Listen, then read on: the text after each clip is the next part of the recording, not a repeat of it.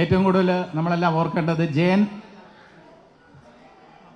ഒരു സെക്കൻഡ് അല്ല, ദേവൻ നമ്മളോട് പറഞ്ഞ ഒരു കാര്യമാണ്. പത്രസമ്മേളനത്തിന് അദ്ദേഹം പറഞ്ഞു, വനിതകൾക്ക് വേണ്ടി സംവരണം ചെയ്യേണ്ട കാര്യമില്ല, അവർ മത്സരിച്ച് ജയിച്ച് വരട്ടെ എന്ന വലിയ മനസ്സ് അദ്ദേഹത്തിനുണ്ടായിരുന്നു. ഇവിടെ ഇപ്പോൾ ഇത് അറിഞ്ഞ ഉടൻ തന്നെ അദ്ദേഹം പറഞ്ഞത് ശ്വേതാ മേനോൻ അമ്മയുടെ അമ്മയാണെങ്കിൽ ഞാൻ അമ്മയുടെ അച്ഛനാണ് എന്നാണ്. അതാണ് ആ സ്പിരിറ്റ്. ദേവന് ഒരു വലിയ കൈയടി കൊടുക്കണമെന്ന് അഭ്യർത്ഥിക്കുകയാണ്.